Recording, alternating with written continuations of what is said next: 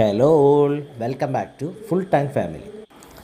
ഇന്നലെ നമ്മൾ വാഹനപൂജയ്ക്കായിട്ട് വണ്ടികൾ കഴുകുന്ന വീഡിയോയും കഴുകി കഴിഞ്ഞ് റെഡിയാക്കി നിർത്തിയിട്ടുള്ള വീഡിയോ ഒക്കെ കണ്ടിരുന്നില്ലേ.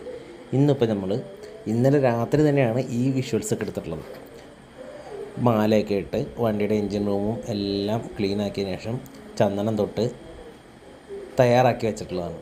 ഇന്ന് കാലത്തായിരുന്നു വണ്ടിയുടെ പൂജ നടത്തിയത്.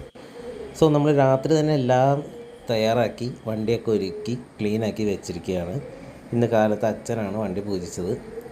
എല്ലാ കൊല്ലവും അച്ഛൻ തന്നെയാണ് അവിടെ സ്ഥിരമായിട്ട് പൂജിക്കാറ്. ഇപ്രാവശ്യം അച്ഛയ്ക്ക് കുറച്ച് വയ്യായ്ക ഉണ്ടായിരുന്നു, എന്നാലും സ്ഥിരമായിട്ട് അച്ഛൻ തന്നെയാണ് പൂജിക്കാറ്. അതുകൊണ്ട് എനിക്ക് വേറെ ഞാൻ പൂജിച്ചാലൊന്നും തൃപ്തി കിട്ടില്ല, അദ്ദേഹം തന്നെ വേണം.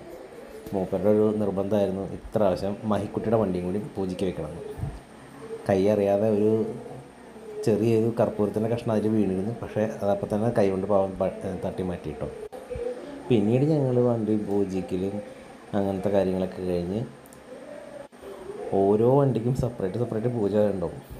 ബൈക്കുകൾക്കൊക്കെ കൂടിയിട്ട് ബൈക്കുകളും സൈക്കിളൊക്കെ കൂടി ഒരുമിച്ചും പിന്നെ കാറിന് സെപ്പറേറ്റായിട്ടും പൂജിച്ചതിന് ശേഷം ഈ നാളികേരം നമ്മൾ വടക്കുന്നാഥിൻ്റെ മുമ്പിൽ നായക്കനാലിലവിടെയാണ് പോയി സ്ഥിരമായിട്ട് ഉടയ്ക്കാറ്. സോ എല്ലാ പ്രാവശ്യവും അച്ഛൻ തന്നെയാണ് പോവാറ്. ഇത്തവണ അച്ഛന് വയ്യാത്ത കാരണം എൻ്റെ നിന്ന് വിട്ടു. ഞാനാണ് പോയി ഉടച്ചത്. പക്ഷേ അതിൻ്റെ വീഡിയോ ഒന്നും ഇല്ല കേട്ടോ. അത് കാരണം അത് ഇതിൽ ഇൻക്ലൂഡ് ചെയ്യുന്നില്ല.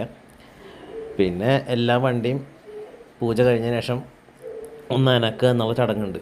ഇപ്രാവശ്യം കാറുകൾ മാത്രമേ ആളെക്കൊണ്ട് അടക്കിച്ചുള്ളൂ.